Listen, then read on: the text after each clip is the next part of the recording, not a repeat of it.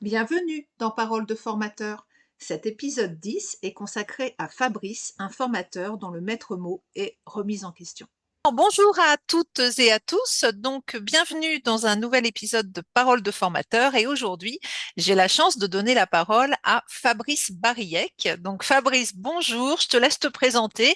Qui es-tu et quelle profession exerces-tu? Bonjour Cécile, je m'appelle donc Fabrice Bariec. Je suis kinésithérapeute libéral à Paris depuis bientôt 25 ans et Hmm. formateur en formation continue. J'ai arrêté la formation initiale l'année dernière. Je reprendrai probablement, mais pour l'instant, j'y suis plus. Ok. Donc, tu es kiné à Paris. Est-ce que tu as je demande ça à chaque fois, mais une patientèle un petit peu spécifique avec le temps qui se dessine ou est-ce que tu es assez polyvalent, entre guillemets? Alors non, je veux pas en fait avoir une patientèle qui soit totalement spécialisée. C'est ce que je dis d'ailleurs souvent en formation parce que quand on me voit arriver, on pourrait penser que je ne vois du rachis toute la journée. Ouais. Donc je traite essentiellement du musculo-squelettique. Je fais encore un petit peu de Parkinson aussi et je fais encore des visites, chose aussi assez Ah, à incroyable. domicile? Ouais, et j'aime beaucoup Ouais, c'est ça. bien. J'en fais sur l'année. J'ai quelques patients que je vois à domicile. C'est toutes des vieilles dames avec Ouais. une approche qui est celle du domicile à Paris. Et pendant le mois d'août, souvent, je remplace mon collègue et je fais quasiment que ça. Et ça me fait beaucoup de bien, en fait. Je trouve que c'est un retour sur terre et un retour à l'essentiel. Bon, pas parfait. Et alors, si on conseille, si on parle de la formation, donc tu as dit que tu faisais de la formation continue et que tu as arrêté la formation initiale. On va en reparler après. Donc, la formation continue, est-ce que tu peux nous expliquer, même si on te connaît quand même hein, dans la profession, on sait un petit peu ce que tu fais, mais est-ce que tu peux nous redire quel type de formation, quelle est la population que tu as en face de toi? Est-ce que c'est que des kinés ou est-ce que parfois tu as d'autres personnes? Est-ce que tu as plusieurs thématiques de formation? Comment ça s'organise? Alors moi, aujourd'hui, j'enseigne uniquement l'arachis. Donc OK. avec deux formations, une formation cervicale qui est cervico-thoracique Mm. et une formation lombaire qui est lombo-pelvienne, sur 2 ou sur 3 jours en fonction des organismes. Et Mm. puis je fais aussi une formation sur le rachis aigu. Ça c'est seulement pour 2 organismes en province. Et D'accord. alors, je forme essentiellement des libéraux dans les formations que je fais avec les différents organismes en France, mais j'ai aussi fait, et je fais encore pas mal de centres de rééducation ou d'hôpitaux Oui, c'est ce où que là j'allais dire. j'interviens et, Hmm. euh, et j'aime beaucoup ça en fait. Et surtout, Hmm. j'aime beaucoup quand j'ai l'équipe entière. Dans Ouais, l'idéal, ouais, les médecins de rééducation, les ergos, les psychos, les kinés, bien sûr, les profs d'APA. Et souvent, ce qu'on me demande, c'est d'avoir une vision un peu homogène, que tout le monde parle un petit peu, dise un petit peu la même chose et qu'il n'y ait pas de dissension cognitive aussi entre eux ouais, et envers les patients. Et ça, je trouve ça hyper intéressant. ouais, ça c'est clair. C'est ça que tu aimes hein, dans l'équipe, c'est le côté d'essayer d'arriver à regrouper entre guillemets tout le monde, en tout cas à rendre un point commun. Enfin, c'est ça que tu aimes faire. Euh, Ouais, typiquement hmm. sur la lombalgie, il y a encore pas mal d'idées reçues. Et puis parfois, c'est entre les jeunes kinés et les plus anciens que ça bug un petit peu. Parfois, c'est entre les ergos et les kinés. Donc j'essaye C'est marrant. de façon relativement bienveillante, parce que parfois ça peut attiser un petit peu de rancœur chez certains. Mais Ouais. on essaye d'apporter des preuves et de dire les choses simplement pour que tout le monde, pour le bien du patient, parle d'une même voix en fait. Ah ouais, je comprends tout à fait. Et juste un petit écart, tu as dit que tu faisais de la formation initiale et que tu avais arrêté, là que tu arrêtais, etc. Euh, C'est un choix d'arrêter la formation initiale et si oui, pourquoi? Parce que ça aussi, ça m'intéresse, moi. Il y a beaucoup de formateurs qui font un peu des deux, qui font que de la formation initiale. C'est pas toujours facile. Donc, Alors, moi j'ai toujours dit en plus que ça me paraissait compliqué de faire de la formation continue si on ne faisait plus de formation initiale. Et pourtant c'est mon cas en ce moment. Donc ouais, là je suis pas très cohérent de ce côté-là. J'ai enseigné la cinésiologie pendant, je crois, 13 ans à l'IFMK de la PHP à Paris, ouais, avec beaucoup de bonheur parce que j'aimais cette population de première et de deuxième année qui justement ne savait pas grand-chose, à qui on apportait beaucoup d'éléments. Et puis les dernières années ont été pour moi un petit peu douloureuses, dans le sens où j'avais la sensation que je me faisais un petit peu moins entendre. Hmm. que le message y passait moins bien et j'ai préféré arrêter parce que je pense que j'étais plus la bonne personne pour enseigner cela, tout simplement. Je D'accord. sais pas exactement, j'ai pas analysé exactement pourquoi. Est-ce que c'est générationnel? Est-ce que que j'utilisais avant ne fonctionnait plus? Je sais pas, mais en tout cas, voilà. Mais j'y T'as reviendrai senti d'une autre qu'il y façon. avait moins d'adhésion, quoi. T'as senti qu'il y avait Ouais, moins d'adhésion, c'est ça, hein. Tu le sentais moins ouais, bien. De toute façon, quand on le sent moins bien, à un moment, faut, même si c'est qu'une sensation, hein, c'est plutôt sage d'arrêter parce que ça veut dire que t'es peut-être enfin, on est souvent moins, peut-être pas moins motivé, mais on a beaucoup de doutes et c'est plus compliqué, quoi. ouais. Donc, Ouais, hmm. ça devenait difficile. Ouais, ouais, je comprends. Ok, ben merci beaucoup. Donc, dans la série des petites questions, je commence par la première. Quelle devrait être, selon toi, la compétence phare d'un formateur et pourquoi? Ah, la compétence, c'est difficile de déterminer une compétence. Ouais, ouais. Moi, je dirais peut-être une qualité, peut-être plutôt qu'une compétence. Moi, je dirais que c'est peut-être l'humilité. Ah, oui, Parce que vas-y, je te laisse. Je te laisse alors, expliquer. ouais, je pense que l'humilité, ça part comme beaucoup de gens, et moi j'en fais partie. Moi, je suis plutôt un anxieux, je suis quelqu'un qui manque un petit peu de confiance, et du coup, ça m'a rendu forcément un petit peu plus humble. Mais cette humilité, je pense que ça appelle aussi beaucoup d'autres compétences derrière, parce que ça t'oblige à travailler, ça t'oblige à te remettre en cause, et puis Mhm. ça te permet aussi, je pense, de mieux comprendre l'incertitude de ceux qui sont face à toi. Donc voilà, ça peut être parfois être un petit peu douloureux, mais dans l'ensemble, je pense que ce qui était peut-être un défaut ou quelque chose qui a pu me peser à une époque est devenu un petit peu une qualité, à la fois vis-à-vis des apprenants, mais aussi vis-à-vis des organismes. Mhm. Je pense que je suis un formateur facile à gérer, quoi. Je suis un peu, moi, je suis une anti-diva, en fait, hein. Ouais, Euh, j'aime bien ouais. anti-diva. J'aime bien ce terme. Moi, je Je suis un l'aime bien. formateur. Ça fait 25 ans que j'enseigne. Voilà, moi, on peut me mettre dans un hôtel, peu importe lequel. On peut me mettre dans des conditions, peu importe lequel. Je n'ai jamais essayé de renégocier des honoraires. On me Ouais, donne ce ouais. que je mérite. Voilà, je sais qu'il y a aujourd'hui un certain nombre de kinésithérapeutes enseignants, et bien heureux sont-ils d'être différents de moi, qui renégocient chaque année, Je qui ont sais des pas. prétentions, etc. Moi, c'est pas mon Mhm. cas. Et du coup, ça Ouais. rend les choses, je pense, faciles pour eux aussi. Oui, tout à fait. Alors, l'humilité dont tu parles, elle est importante pour les apprenants parce que malgré tout, ça, comment dire? J'allais dire ça transpire, tu vois, c'est-à-dire que ça s'explique pas en fait, ça se ressent et je pense que ça doit se ressentir dans ta posture pédagogique, ça, vis-à-vis des apprenants. Voilà. Et moi, j'ai une question. Tu parlais tout à l'heure de manque de confiance ou tu sais, tu faisais le lien avec je suis anxieux, etc. L'humilité, pour moi, c'est pas forcément un manque de confiance. Toi, tu fais le lien parce qu'on Je, peut avoir confiance en ce qu'on fait, mais rester humble. Enfin, je sais pas. Qu'est-ce que t'en penses quand je te dis ça? je pense que l'humilité découle un petit peu du manque de confiance. Et du coup, le manque de confiance qui peut être un défaut devient une qualité à travers l'humilité. Oui, je comprends. Ouais, je comprends, je comprends. Autre question. Peux-tu nous donner un exemple d'outil pédagogique que tu utilises souvent, quelque chose que tu fais fréquemment, que tu aimes bien, et pourquoi tu aimes bien ça? Alors, je ne serais pas très original là-dessus.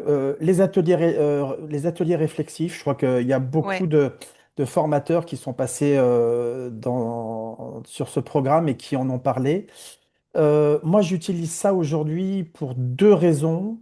Mm. Pour qu'ils se rendent compte des difficultés qui sont les leurs, ça c'est la première. Je pense que du coup, l'apprentissage, il est meilleur. Et ça me permet aussi de voir un petit peu leur positionnement en termes de compétences et de voir en quoi je vais pouvoir les aider pour justement gagner en compétences. Voilà, Ok. c'est essentiellement ça. Et puis, ça rend aussi le cours un petit peu plus dynamique, je pense. Ok. Donc ça veut dire pour que ceux qui éventuellement écoutent, débutent et savent pas trop ce que ça veut dire un atelier réflexif, de très facilement, très simplement, concrètement, comment ça se passe en fait? Eh Comment ben tu fais? là, je suis en formation pendant 2 jours Hmm. là, donc là, je te reçois depuis ma chambre d'hôtel justement. Voilà.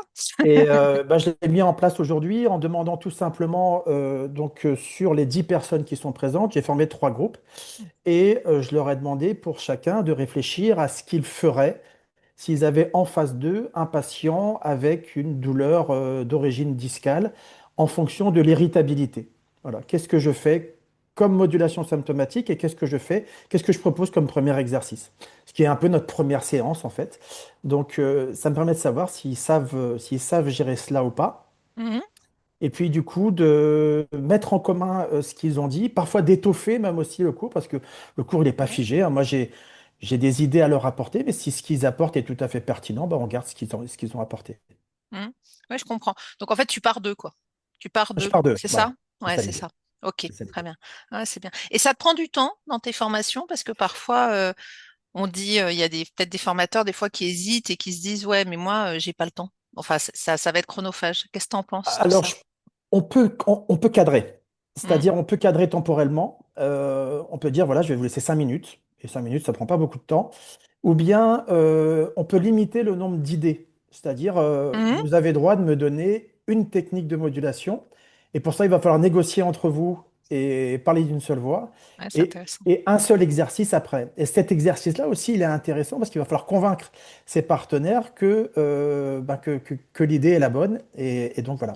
Ouais, Donc, c'est riche ça. C'est bien ça. l'idée, Mhm. c'est pas de faire un catalogue non plus, parce que les catalogues en formation, malheureusement, ça fonctionne pas. Ouais, ouais, je suis d'accord. Et pourquoi ça fonctionne? Enfin, tu peux développer ça? Ça fonctionne pas, c'est-à-dire, Ça c'est crée, je pense que ça crée de la charge cognitive et ouais, au bout d'un moment, ça déborde et puis on retient pas grand-chose, quoi. ouais, mais on est. C'est difficile, même pour moi, c'est difficile parce que j'ai tendance à avoir des cours extrêmement denses et là, j'essaie de me soigner justement là-dessus pour diminuer. Il vaut mieux une technique qu'on peut un peu moduler que d'en montrer 10 pour être complet. Parce Ouais. que sur les 10 peut-être qu'il en restera aucune. Donc on choisit peut-être celle qui est la meilleure, d'où l'idée aussi dans les groupes de choisir, hein, de savoir choisir. Ouais, ouais, c'est vrai, c'est hyper intéressant. Il y a deux lectures en fait. Il y a à la fois trouver on va dire la bonne technique pour le bon moment, là, la bonne modulation, mais aussi arriver à prioriser quelque part, à se Oui, bien dire sûr. si j'en retiens Bien qu'une. sûr. Et ça, ouais, ouais, c'est pas évident. Ok, super, parfait. Merci beaucoup. Euh, Question suivante. Quelle est la situation récurrente en formation qui peut te faire sortir de ta zone de confort? C'est-à-dire, qu'est-ce que tu as du mal à gérer ou que tu avais du mal à gérer que maintenant tu gères? Et qu'est-ce que tu fais en fait quand ça t'arrive? Qu'est-ce qui se passe? Alors il en faut beaucoup pour me faire sortir de ma zone de confort, parce que je dirais qu'à l'expérience, on arrive à mieux Ouais, gérer ce type de situation. ouais, ouais, je suis d'accord.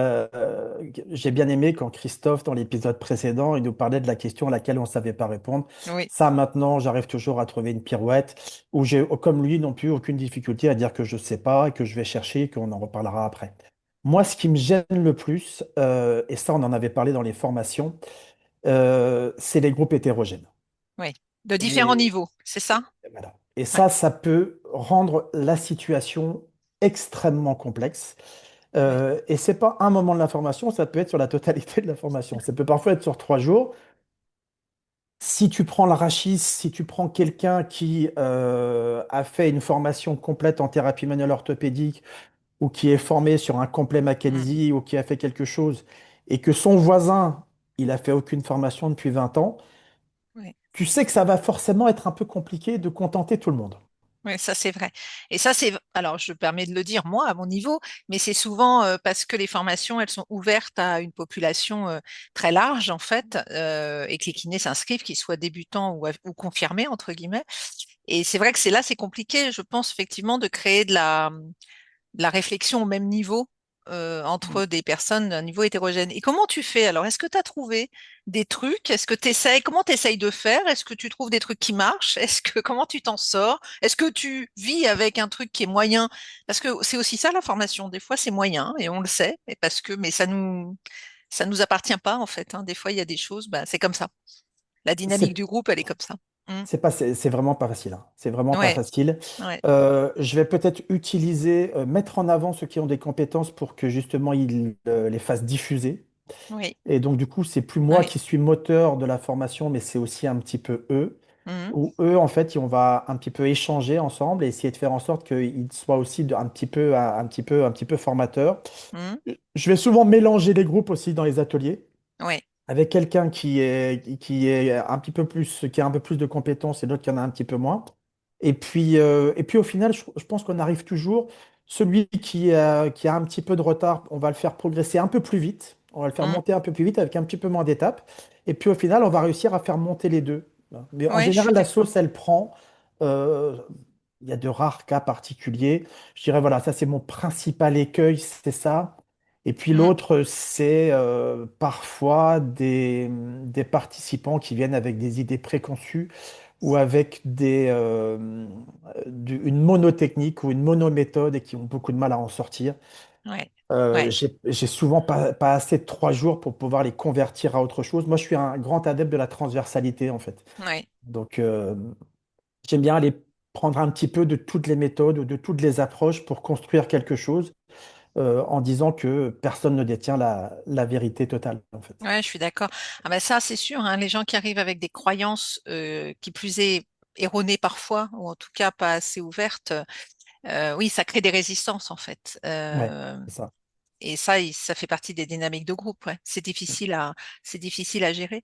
Et pour rebondir sur ce que tu disais aussi, je trouve que les gens, quand ils viennent en formation, qui ont de l'expérience, parfois aussi, ils sont là pour pas forcément pour apprendre quelque chose de plus, mais pour faire valider que ce qu'ils pensent ou ce qu'ils font, c'est bien, pour essayer, vous voyez, tu vois, pour se re-questionner parfois eux-mêmes. Enfin, c'est Mm. ça des fois qu'ils viennent chercher, et pas, ils viennent pas forcément chercher comme le débutant qui vient chercher quelque chose qui ne sait pas forcément, mais ils viennent aussi chercher ça. Et je pense que quand tu as un groupe hétérogène, ça apporte ça aussi aux plus anciens, enfin, aux anciens, à ceux qui Ouais, ont des c'est vrai. connaissances. Tu vois, une espèce de C'est vrai, et puis euh, ouais, c'est vrai, et puis je pense que le pédigré, ça fait pas tout, en fait, hein.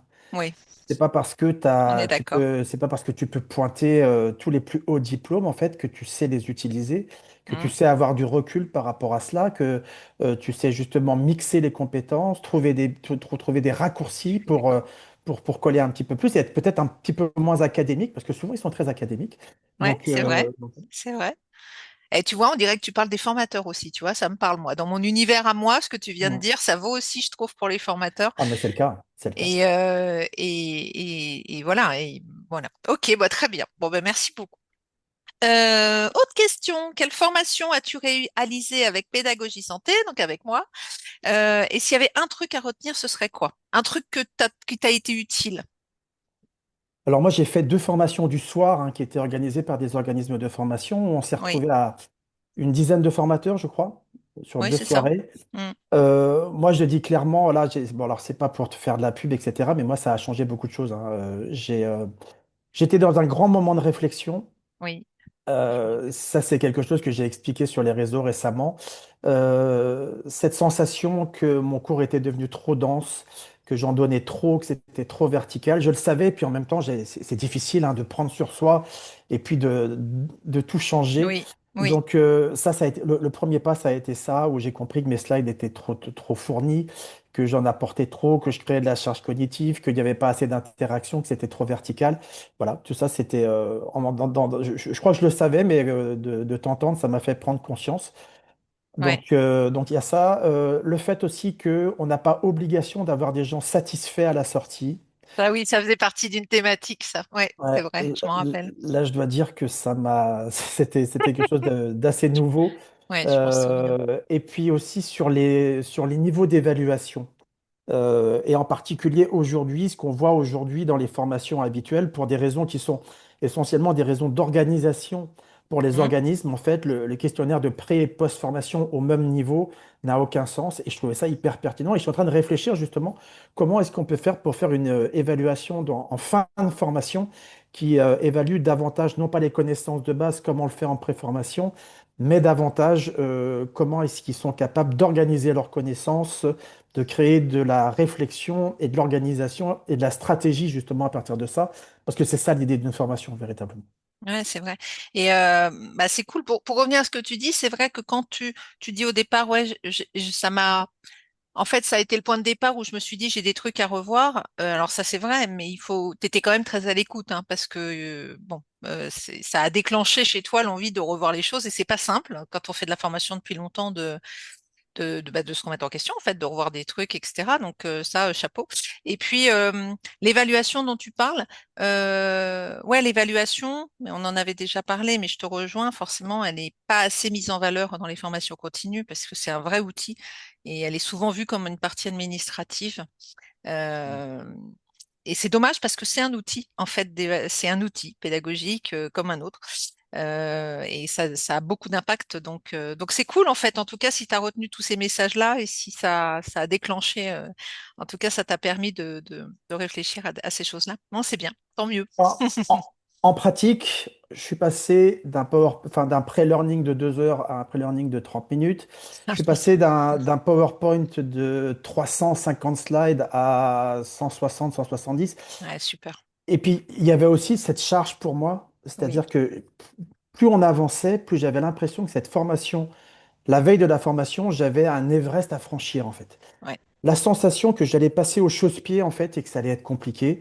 Et ouais. ça, même pour moi, ça devenait aussi pénible. Donc, je voudrais quelque chose qui soit un petit peu plus agréable aussi à donner et d'être moins dans cet inconfort.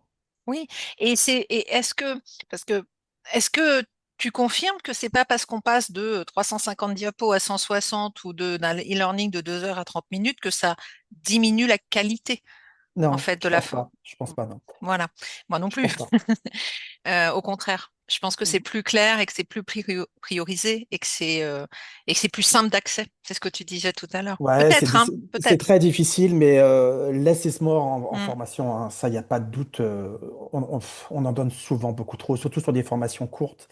ouais. C'est quand même difficile. Il faut pas non plus rêver. Les gens qui viennent en formation sur 3 jours, ils vont pas. Il y en a une très grande minorité qui va se replonger dans le PowerPoint après, quoi. Mm. L'information, elle passe pendant la formation. Euh, il y a peu de gens qui vont aller retravailler les choses derrière. Donc, en fait, c'est là où on doit être performant, c'est pendant la formation. Et le message, il Ah doit ouais. passer. On doit changer leur façon de penser et pas essayer de faire intégrer de la connaissance au forceps un petit peu. Ah ouais, mais je suis d'accord. Et tiens, j'ai une question qui me vient, qui n'était pas prévue. Est-ce que toi, dans tes formations, tu fais beaucoup d'apprentissage de techniques manuelles ou pas? Oui, oui, j'en Oui, fais moins. encore. J'en Ouais, fais t'en fais moins, moins, mais mais t'en fais encore, hein, j'en et fais où t'en as encore fait parce que longtemps. ça me paraît indispensable, hein. Ouais. Aujourd'hui, si on veut être dans le BP, il y a un des piliers, c'est les attentes du patient, les valeurs, attentes du patient. On a encore, à mon avis, pour une vingtaine d'années, des patients qui majoritairement viennent nous voir en attendant qu'on pose les mains sur eux. Mm, Dans 20 ans, je pense que, on aura toute une nouvelle génération de kinés qui travaillent beaucoup en hands-off, qui aura un peu éduqué les patients au hands-off, et ça, il y aura probablement moins d'attentes de ce niveau-là. Mais aujourd'hui, les patients actuels, ils attendent encore qu'on pose les mains. Donc, il faut savoir trouver le juste dosage en évaluant justement le risque d'addiction du patient à ces techniques manuelles, de leur nécessité, et c'est toujours de toute façon un tremplin vers l'actif. ouais, ouais, je suis d'accord. Et dans tes formations, quand tu apprends des techniques manuelles à des kinés, quand tu le fais en formation, euh, c'est comment? C'est des moments différents parce que là, tu vas pas faire des ateliers réflexifs autour de la technique. Enfin voilà, c'est comment? C'est très guidant. Qu'est-ce qui fonctionne bien pour toi? Qu'est-ce qui répond bien aux besoins des apprenants, d'après toi? Parce qu'il y a Alors pas moi, mal de formations comme ça ce qui ont des que, parties techniques. Ouais, pardon. Ce que j'aime bien finalement, c'est, alors soit je montre et puis pratique derrière, Oui, mais j'aime bien aussi la co-construction de la technique. C'est-à-dire ouais, que moi, je me mets sur un patient et les apprenants, ils sont autour et je leur dis, voilà là où je veux arriver, où est-ce que je devrais placer les mains? ouais. Est-ce que c'est logique que je les place comme ça? Est-ce qu'on est dans le bon sens, etc. Donc on peut créer de la réflexion, même sur la construction d'une technique. Et je pense que ça sera plus efficace que d'imposer. Je me rappelle avoir été dans une école de kiné il y a quelques années, je ne citerai pas laquelle, où il y avait une doc technique, où il y avait 16 étapes immuables, il fallait respecter le cadre. Ça n'a pas de sens en fait, ça. Ouais. Donc en fait, il y a plein de façons de construire une technique. Il y a des choses qui sont indispensables pour être à peu près dans le bon sens quand même. Bon, on va essayer d'être à peu près précis dans la limite Mhm. de ce que la science nous dit de notre précision, mais on peut construire quelque chose ensemble et trouver même des variables, hein. Les gens, parfois, Mm. ils construisent quelque chose d'un petit peu différent. Et je leur dis, Oui. bah, moi, ça me pose aucun problème, ça me va très bien ce que tu as fait là. C'est toi qui l'as construit, tu as plus de chances de la retenir que ce que moi je t'ai montré. C'est très intéressant ce que tu dis. Ouais, je suis tout à fait d'accord. Super. Bon, parfait. Merci. Question d'après. On a toujours des formateurs débutants qui écoutent ces podcasts, enfin qui écoutent nos échanges. Quelqu'un qui débute dans la formation, qu'elle soit initiale ou continue, ou qui a envie de se lancer, quel conseil tu as envie de lui donner? Parce que toi, tu as quand même 25 ans d'expérience derrière toi. Quel conseil tu lui donnerais?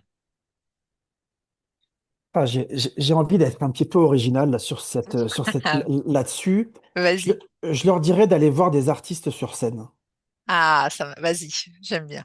de les observer et de s'imprégner de ce qu'ils font. Moi, c'est comme ça que j'ai appris.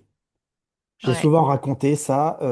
Ça date d'un temps un petit peu éloigné, mais mon père m'a emmené à l'époque au Don Camillo à Paris, qui était un cabaret avec des chansonniers, des Mhm. imitateurs, Mhm. des chanteurs. Et en fait, on dînait et ces gens-là arrivaient sur scène. Ils devaient passer un message ou nous faire rire ou nous faire réagir alors qu'on était en train de boire et manger. Exercice extrêmement compliqué. Mhm. Et en fait, il y a une façon de déambuler, il y a une façon de se placer, il y a une façon de s'habiller, il y a une façon de poser sa voix, de gérer les silences.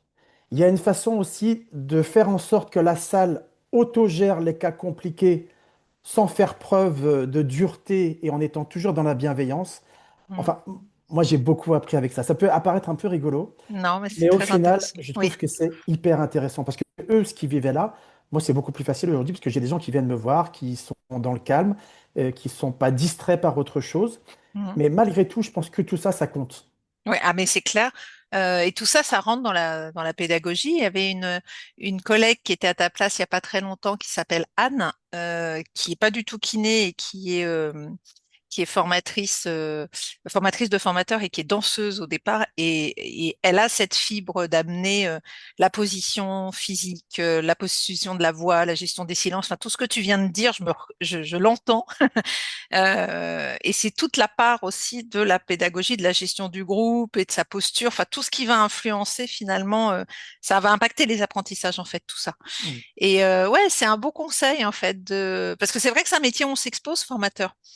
Mais Euh, l'exercice le plus difficile pour moi, hmm, c'est le e-learning. ouais, de parler Ah sans ouais, ouais, retour là, ouais. ouais, sans avoir rien, sans voir les regards, sans rien. Ouais, Tant que j'ai du monde en ouais, face de moi, ça me rassure en fait en quelque sorte. Et ouais, tout à fait. avec Mathieu Loubière, on a fait deux gros e-learning où là, on doit fixer une caméra. Ah ouais, Contrairement à ce qu'on croit, on n'a pas de prompteur. Donc en fait, on doit tout savoir de tête. Et en même temps, ne pas trop réfléchir, ne pas trop couper. Donc c'est un exercice qui est difficile. Et de parler à une caméra, c'est compliqué. Pendant des ouais, heures comme ça, c'est compliqué. Donc pour moi, l'exercice le plus compliqué, ça reste celui-là. Et là, je me suis ouais, un peu entraîné. C'était le conseil que je donnais d'ailleurs. Et je m'entraînais face à mon miroir. Il n'y a rien de plus déstabilisant que de parler à son miroir, en fait.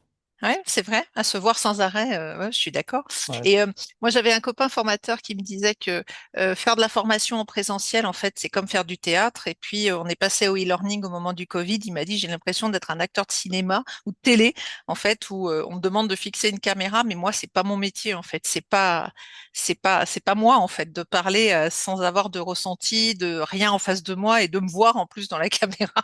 Ça peut être déstabilisant. Ouais, je suis tout à fait d'accord. Mais je pense que le théâtre devrait être une obligation en école de kiné.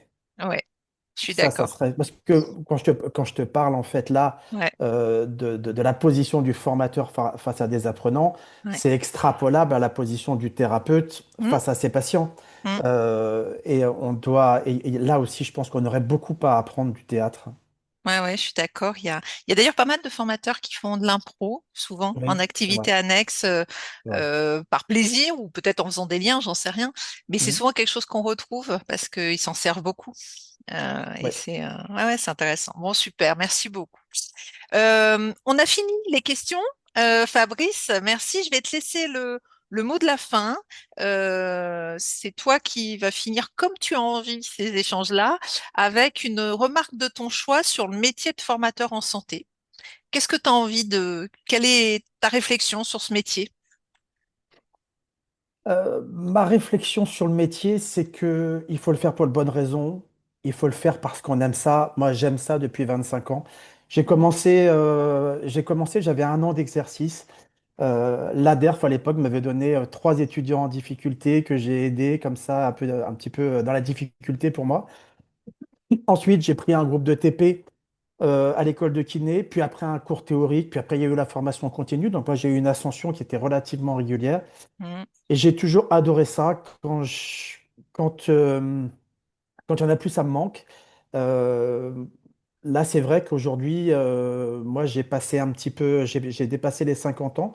On remarque qu'on n'est pas très nombreux à durer vraiment très longtemps comme ça. Mm. Moi, tout ce que j'espère, c'est que ça dure encore longtemps. Le profil aujourd'hui type du formateur à la mode, c'est plutôt le formateur doctorant qui a un peu moins de 30 ans que le praticien de 50 ans comme moi.